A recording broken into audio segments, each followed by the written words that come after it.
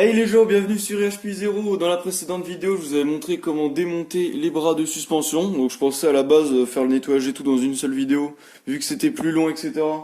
J'ai préféré faire ça en deux vidéos. Donc il y a la première où je démonte les bras de suspension, et là il y a celle-là où j'ai nettoyé indépendamment chaque truc. Pour cette vidéo, on aura besoin de plusieurs produits. Donc du pétrole désaromatisé là-bas. Ça va permettre de dégraisser. Ensuite, on aura besoin de crème à récurer pour nettoyer tout ce qui est crasse, etc. On peut aussi utiliser ça, comme je vous avais montré dans la vidéo de démontage des suspensions, qu'on peut frotter vite fait pour nettoyer, mais moi je vais faire ça avec de la crème à récurer quand même, pour faire ça bien. On aura besoin de sopalin, ça permettra de frotter les bras, ceux-là là. Ça permettra de les frotter grâce au sopalin avec le pétrole, donc ça permettra de les nettoyer. Ça permettra d'enlever un peu de dégueulassité dessus.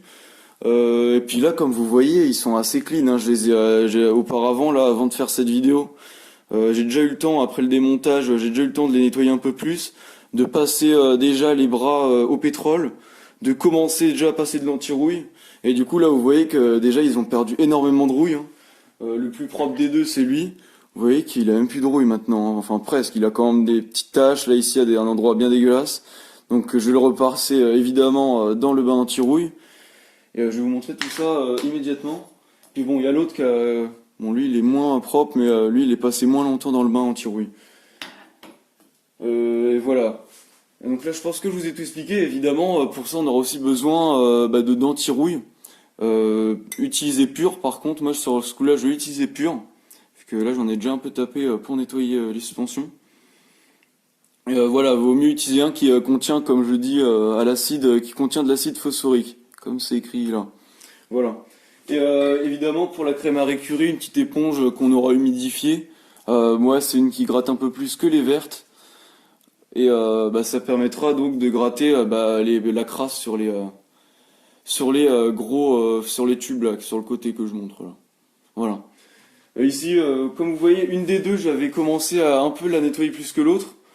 Donc il y en a une, c'est celle-là, j'avais commencé à gratter l'intérieur. J'avais fait sauter la tâche qui tient le joint spi. Et j'avais pas réussi à faire sauter le joint spi, mais je m'étais pas trop attardé non plus. Mais va falloir sûrement qu'on y arrive quand même. Je vais vous montrer ce qu'il va falloir faire. Et je vous dis à tout de suite. Ok, là on va tout de suite commencer par le nettoyage des bras. Donc ce que je vais faire, c'est que je vais vous expliquer comment faire, mais je vais pas le faire en vidéo parce que voilà, après c'est vraiment dégueulasse et tout. Je vais le faire hors vidéo, mais je vais vous expliquer vraiment comment je vais faire. Donc là on va commencer par nettoyer l'extérieur de ces bras-là, des deux bras de suspension. Donc ce qu'on va faire, c'est que là on va prendre notre éponge qui gratte, on va aller la mouiller pour pas qu'elle soit toute sèche vu qu'elle est toute neuve, la mienne. Donc là on va aller la mouiller, etc. à la base quoi. On va aller prendre de la crème à récurer, on va en mettre dessus. Et là, on va venir frotter l'extérieur du truc, quoi. Partout. Ensuite, là, s'il y a de la crasse à l'intérieur, vous allez prendre un tournevis ou quoi. Au pire, vous allez tremper ça dans l'eau. Vous allez essayer d'enlever la crasse, quoi, en le trempant à l'intérieur. Histoire que la vis et les trous, là, pour faire passer la tige de la roue, soient clean. Ça, c'est vraiment pour faire un bon nettoyage, quoi. Et histoire aussi que la vis à l'intérieur puisse sortir sans aucun problème. Après, vous pouvez évidemment, on va considérer qu'avant vous aurez bien retourné tous les bras, etc., histoire qu'il n'y ait plus d'huile, etc. Hein. Je vous avais montré ça dans la vidéo précédente avec les ressorts. Moi, je pense qu'il reste un peu d'huile quand même dedans, mais c'est pas grave. Donc je vous invite vraiment à bien laisser couler toute l'huile pour qu'il en reste vraiment plus. Mais je vais vous montrer ça ensuite de toute façon. Donc là, vous allez mouiller la truc, vous allez frotter tout ça, vous allez nettoyer bien proprement les trucs. Et donc là l'extérieur, après ça normalement l'extérieur sera bon parce que la crème à récurer en plus avec un truc qui gratte bien comme ça, je pense que ça va être nickel pour nettoyer ça. Donc après l'extérieur il sera bon, les traces de rouge là etc normalement elles seront plus présentes. Et donc pour l'extérieur de ces trucs là ça sera bon. Pour l'intérieur en sachant que déjà on avait, vous avez vu là on avait la crasse, vous avez peut-être vu dans la vidéo de démontage les morceaux qui tombaient et tout. Là vous allez prendre, moi ce que je vais faire c'est que je prends un tournevis. Et je vais gratter ça, hein, ça tient pas énorme, ça tient pas beaucoup. Ensuite, ça nous libérera l'accès à la pièce métallique qui est comme celle-là, puisque j'ai enlevé sur l'autre, comme je vous ai dit. Vous allez la faire sauter sans trop de problème. Celle-là, je pense que je la passerai aussi dans l'anti-rouille, hein, évidemment. Donc vous allez gratter tout ça avec à l'aide du tournevis. Donc après, vous allez avoir accès à la petite bague. Et là-bas, vous allez la faire sauter. Et ensuite, en dessous, vous aurez le joint spi que faudra faire sauter aussi. Il y a des outils pour le faire sauter. Moi, je sais pas si je vais y arriver sans. Je verrai bien.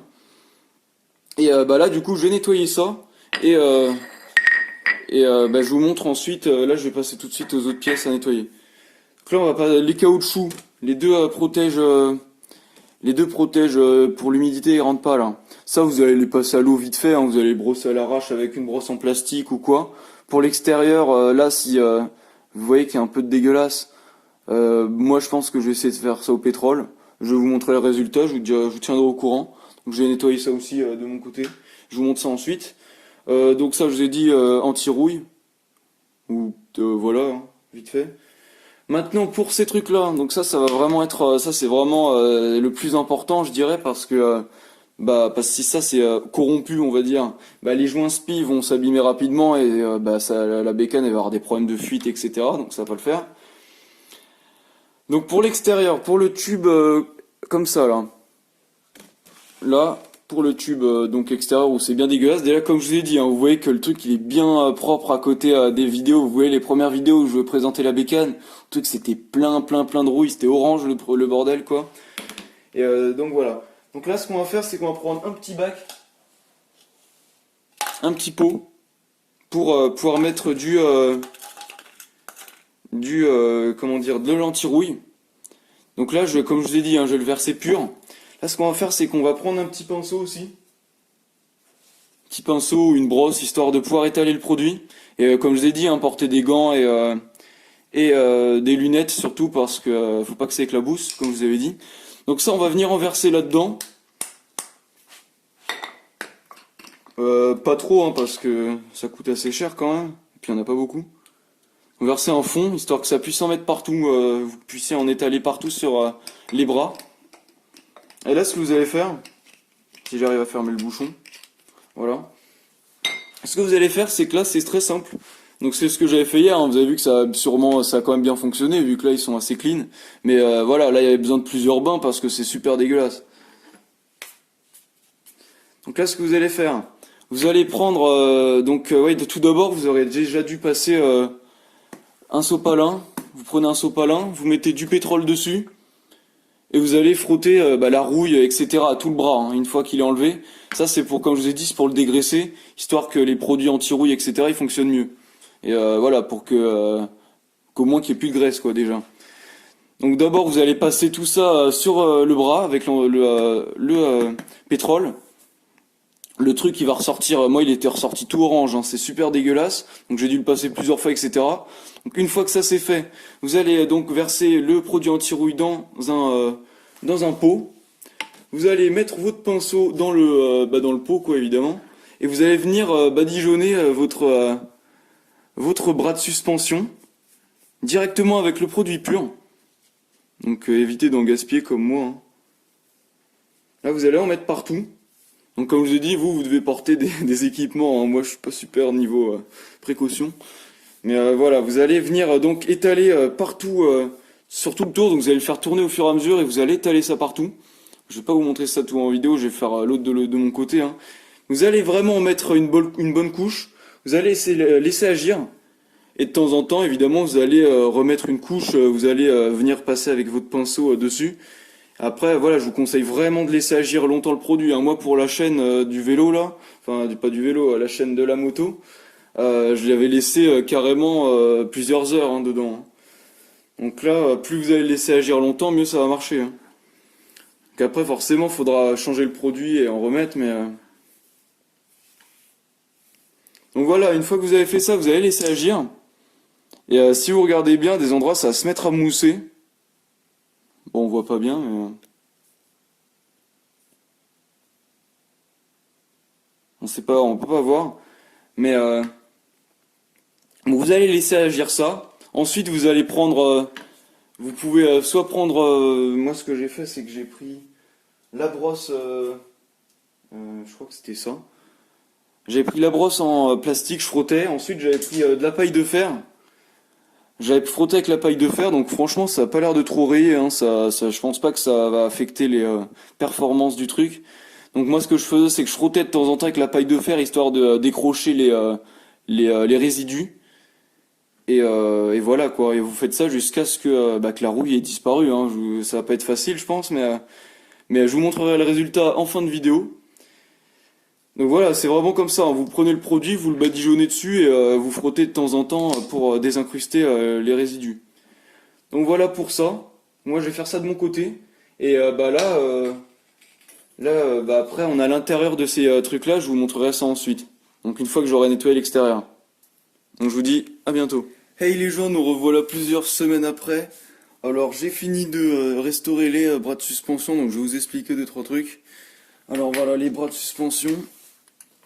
Le premier, le deuxième. Donc on a le plongeur qui est en haut et le fourreau qui est là. Alors pour nettoyer le plongeur, ce que j'ai fait, je vous avais montré, donc j'ai utilisé le pétrole et l'anti-rouille. Donc après pour les restes, comme je vous avais dit comme je vous ai montré dans les annotations, c'est le chrome qui a pris, donc surtout pour celui-là. Comme vous voyez à cet endroit-là, c'est vraiment gore. En touchant, on voit que c'est rugueux, hein. Donc je sais pas si ça affectera vraiment les performances de la moto, mais on verra bien. Donc voilà pour ça. Après pour le nettoyage de ça, j'avais utilisé du pétrole, j'avais fait passer un mouchoir à l'intérieur histoire de nettoyer. J'ai fait pareil avec les tubes, l'intérieur de ces tubes-là.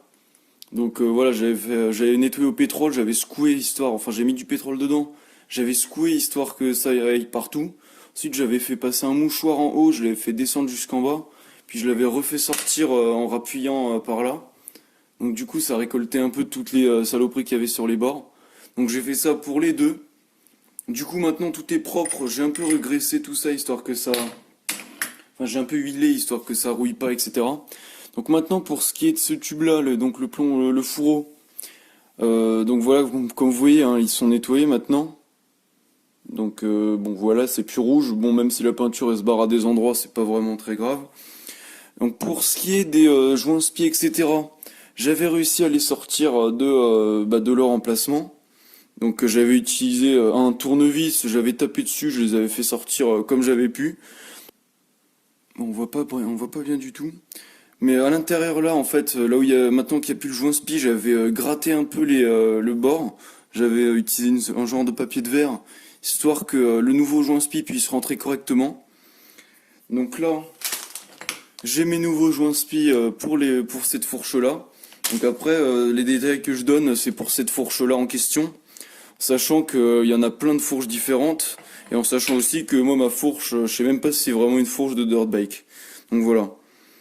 Donc pour ça, c'est bon, parce qu'en sachant que les joints spi, j'ai dû trouver des joints spi spéciaux, en me basant sur la taille des précédents, parce que des joints spi de dirt bike normaux vont pas du tout sur cette fourche-là. Donc l'espacement qui est là aussi, là et là, qui permet de fixer l'étrier de frein, lui est de 6 cm, et je sais pas du tout de quoi ça provient, parce que les trucs de dirt bike, ça fait souvent 45 ou un peu plus, mais ça fait pas 60 cm d'anthrax. Donc voilà, donc j'ai une fourche un peu bizarre. Donc ok pour ça. Maintenant ce que je vais faire, c'est que je vais pouvoir, là j'avais fait tout ça pour vous montrer, faire un petit récapitulatif des pièces. Donc j'avais nettoyé chacune des pièces, hein. Donc là ce qu'il me reste à faire, c'est de remettre les joints spi dans chaque fourche, enfin dans chaque fourreau. Utiliser le petit clips en métal là qu'il y avait avant. Donc ces trucs là. Et après je pourrais revisser les vis. Donc il faut aussi savoir que pour les vis qui sont les vis de vidange en bas de chaque fourreau, les joints étaient foutus, donc j'ai aussi changé les joints. J'ai acheté un lot de 10 joints. Donc voilà, maintenant j'ai des nouveaux joints pour ces vis là, donc il y aura moins de chances que ça fuit. Donc ce que je vais faire là, c'est que je vais prendre les joints spi, je vais les mettre dans chaque fourreau. Et je vous remonte ça ensuite. Allez, à tout de suite. Donc nous revoilà avec les deux fourreaux. J'ai les deux joints spi en bas. Donc il faut quand même noter qu'il y a un sens, hein, pour les joints spi. Donc vous avez le joint spi comme ça, avec la lèvre en haut. Donc en bas il n'y a pas de lèvre. C'est vrai que là c'est un peu à contre-jour, donc c'est pas top. Et vous avez le bas où on peut voir le ressort. Le ressort qui est ici. Donc ça c'est ce qui va en bas. Et la lèvre c'est ce qui va en haut. Donc je vais vous montrer comment on le met. Vous avez votre fourreau, la lèvre en haut. Et vous avez juste à le mettre comme ça dedans. Donc après, si ça rentre en force, c'est mieux, hein, parce que comme ça, il sortira pas. Moi, je vais juste les mettre les deux d'abord à l'intérieur.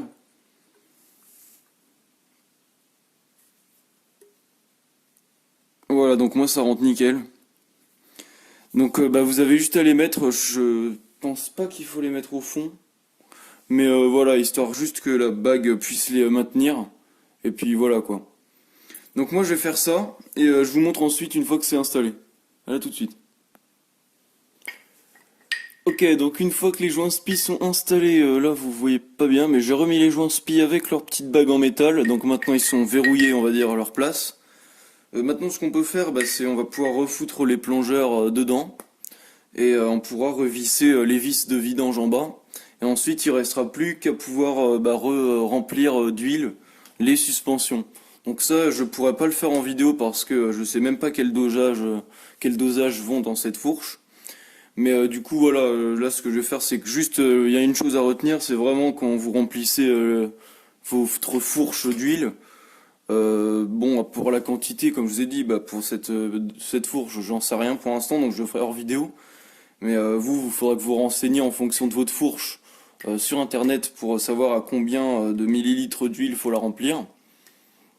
Et ce qu'il faut vraiment savoir aussi, c'est qu'il faut vraiment bien remplir les deux fourches, enfin les deux fourreaux au même niveau, hein. Enfin les deux plongeurs, faut les remplir avec la même quantité les deux.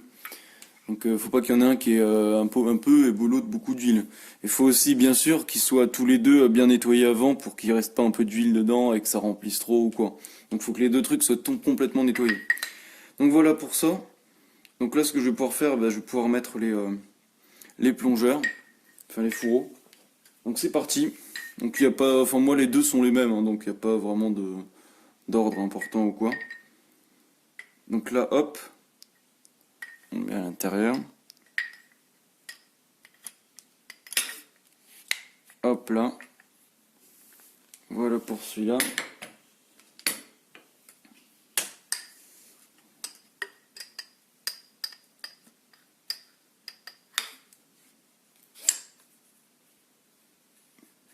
Hop là. Voilà pour l'autre. Et maintenant, bon, on va pouvoir remettre les vis en bas pour maintenir l'ensemble accroché. Et pour bah, ensuite, on remplira tout ça d'huile. Donc après, je voulais vous montrer un autre truc avant la fin de cette vidéo, donc qui est la partie 9. Je voulais vous montrer, donc après je pourrai remonter toute la fourche entière, hein, vu que tout sera nettoyé. Alors je voulais vous montrer un truc. Vous voyez là cette pièce là que j'ai nettoyée, enfin je l'ai passée à la perceuse avec ça. Donc en fait c'est une perceuse mise en vitesse max pour que ça tourne assez vite. Montée sur enfin il y a une brosse métallique quoi, tout simplement, montée dessus. En gros voilà, vous voyez là la pièce un peu brillante, tout ça. Et là-bas c'était la couleur que la pièce avait avant. Donc vous voyez, on peut passer facilement d'un truc moche comme ça. D'ailleurs j'avais déjà essayé de passer des anti-rouilles et tout dessus, hein, mais c'est de la crasse, tout ça, donc faut bien le frotter. Et vous voyez, on peut facilement passer d'un truc comme ça dégueulasse à un truc un peu moins dégueulasse comme ça. Donc voilà, donc ça vous avez juste à utiliser une brosse métallique, hein, sur la perceuse. Et voilà. Donc voilà pour ça, et sinon bah, je vais vous montrer aussi un peu les avancements. Donc voilà, ça c'est le train arrière que j'ai complètement décapé. Donc ce que j'ai fait pour le décaper, celui-là, c'est que je l'ai foutu dans le feu. Ensuite la peinture restait un peu barrée. Et du coup ce que j'ai fait, c'est que je l'ai terminé avec bah pareil, ça aussi, pour le polir. Et du coup bah voilà, donc là j'ai une pièce complètement nue, sans peinture, prête à être peinte. Et bah voilà, donc là je pourrais repeindre celle-là. Et bon, pour le cadre entier, lui, je l'ai pas encore décapé, mais je ferai une vidéo pour ça. Donc voilà, là c'était juste pour vous montrer les petits avancements qu'il y avait. Donc moi, j'ai terminé de remonter ça et bah, je vous dis bah, à la prochaine. Donc, et bah, c'était encore pour faire cette vidéo, j'espère que vous aurez aimé. Mettez un j'aime si vous avez aimé, mettez un commentaire si vous avez des questions ou des infos à me donner. Et bah, je vous dis, passez une bonne journée et pensez à vous abonner à la chaîne pour suivre toutes les autres vidéos. Donc voilà, je vous dis passez une bonne journée et à la prochaine.